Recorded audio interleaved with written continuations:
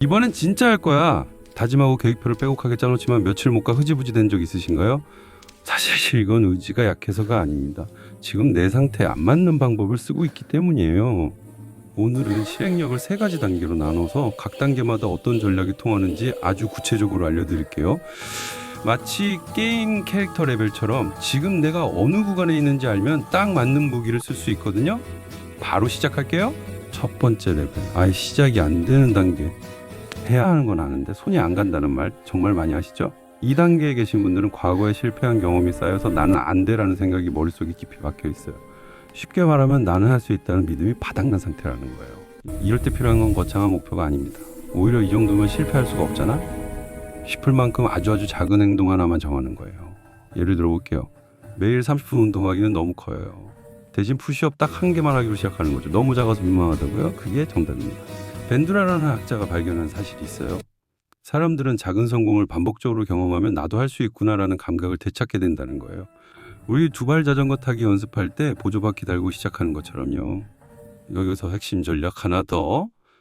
만약 저녁 9시에 이를 닦으면 그 직후 푸시업 1개만 한다처럼 상황과 행동을 미리 연결해 두세요.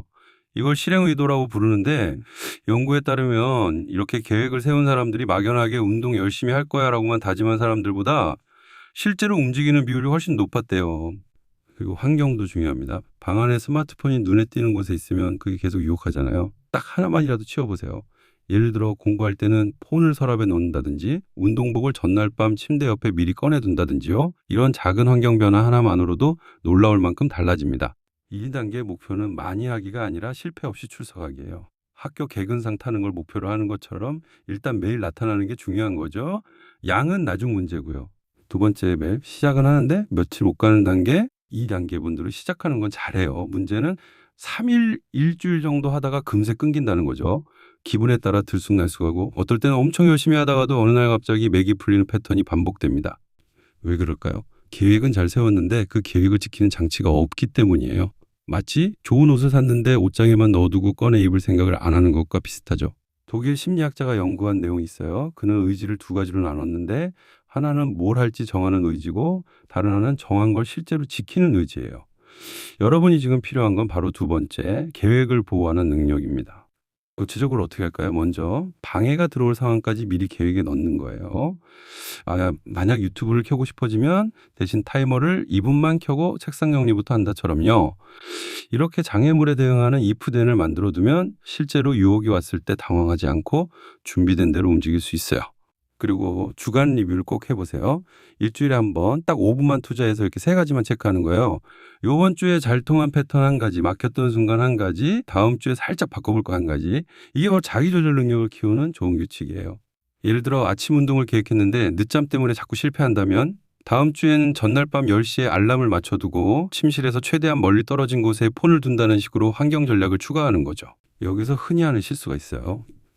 이번엔 의지를 불태워서 무조건 할 거야 라고 다짐만 하는 거예요.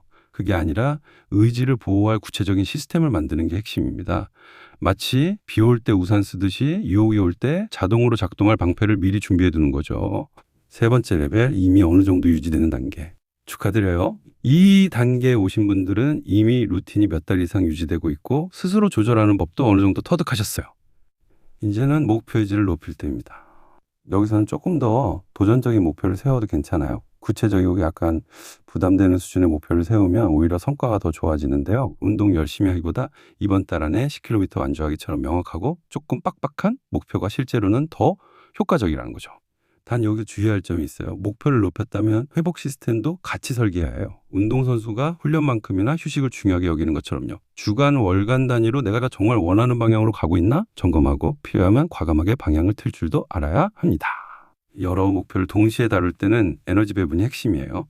오늘은 운동에 집중하고 내일은 업무 프로젝트에 힘을 쏟는 식으로 우선순위를 유연하게 조절하는 거죠. 모든 걸 동시에 100%로 하려다가 오히려 번아웃이 올 수 있거든요.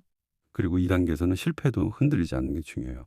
오늘 못했네. 내일 다시 하면 되지라고 담담하게 받아들일 수 있는 마음의 여유요. 완벽하게 하려다 한 번 빠지면 아예 포기하는 사고방식에서 벗어나야 합니다.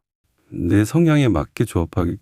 여기서 하나 더, 같은 레벨이라도 사람마다 성향이 다르잖아요. 계획 세우는 걸 좋아하는 분들은 캘린더에 모든 걸 블록으로 짜고 각 블록마다 만약 이 시간이 되면 이걸 한다는 문장을 달아두면 좋아요. 반면 즉흥적으로 움직이는 걸 선호하는 분들은 특정 시간보다 샤워 직후 점심 먹고 난 뒤처럼 행동 트리거를 기준으로 계획을 짜는 게 훨씬 수월합니다. 완벽주의 성향이 강한 분들은 결과가 아니라 시작 동작만 목표로 잡으세요. 보고서 완성하기가 아니라 파일 열고 첫 문장만 쓰기처럼요. 그러면 완벽하게 못하면은 아예 안 하는 함정에서 벗어날 수 있어요.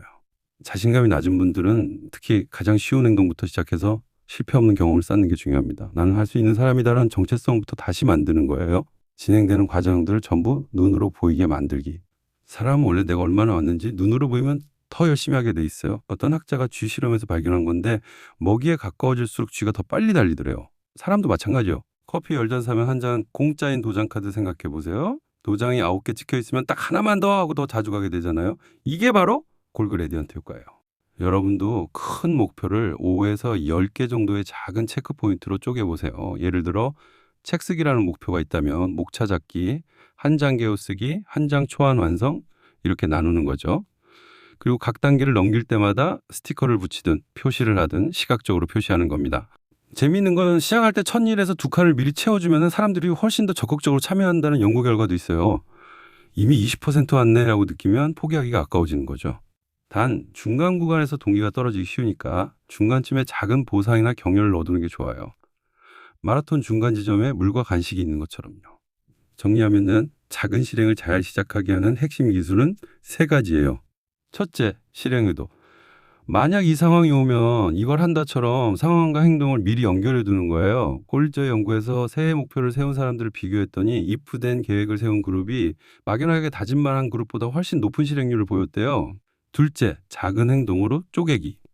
행동을 말도 안 되게 작게 줄이는 거예요. BJ 포그라는 학자가 만든 방법인데 그는 사람들이 실패하는 건 의지가 약해서가 아니라 행동 설계가 잘못됐기 때문이라고 했어요. 운동이면 푸시업 1개, 청소면 종이 한 장만 버리기 이런 식으로 시작하는 거죠. 그리고 끝나자마자 의도적으로 자신을 칭찬하세요. 좋아했어 라고 속으로라도 말하면 뇌가 이 행동은 기분 좋은 것으로 연결합니다. 셋째, 진행감 설계. 목표를 잘게 쪼개서 내가 얼마나 왔는지 눈으로 보이게 만드는 거예요. 한매우기든 퍼센트든 스티커든 형식은 상관없어요. 중요한 건 나는 계속 앞으로 가고 있다는 걸 시각적으로 확인하는 겁니다. 구체적 체크리스트 만들기. 이론은 알겠는데 실제로 어떻게 시작하냐고요? 간단한 체크리스트를 만들어 보세요. 먼저 지금 바꾸고 싶은 행동 딱 하나만 적으세요. 예를 들어 매일 글쓰기 같은 거요. 그리고 현재 일주일에 몇 번이나 하는지 솔직하게 적어보세요. 이게 출발선이에요.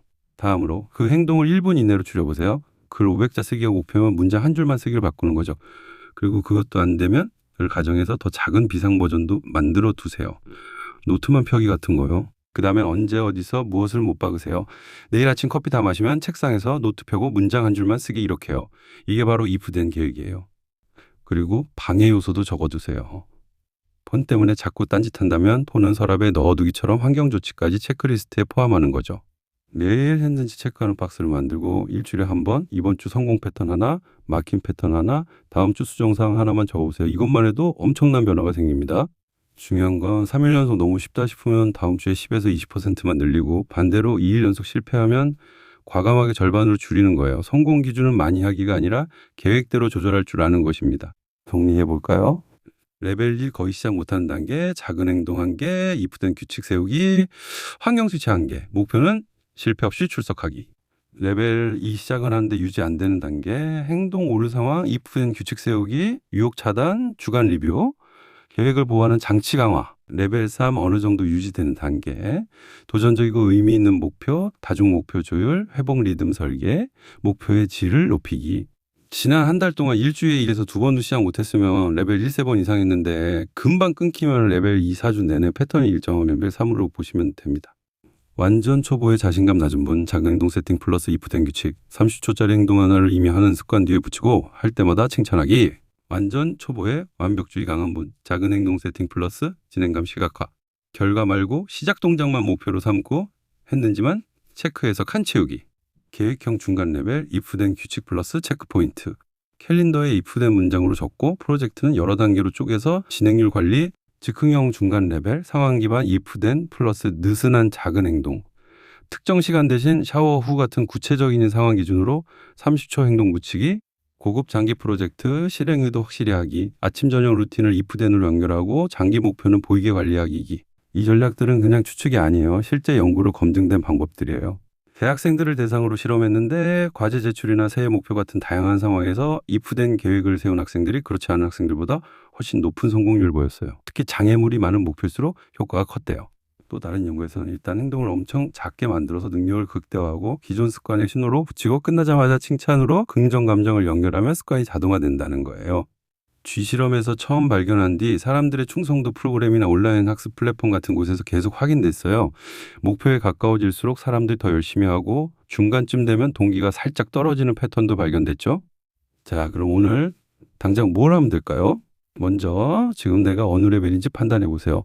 지난 한 달 행동 패턴을 돌아보면 알 수 있어요. 그 다음 바꾸고 싶은 행동 딱 하나만 정하세요. 욕심내지 말고요. 그걸 말도 안 되게 작게 줄이세요. 1분 이내로요. 만약 하면은 한다 한 문장으로 계획 세우세요.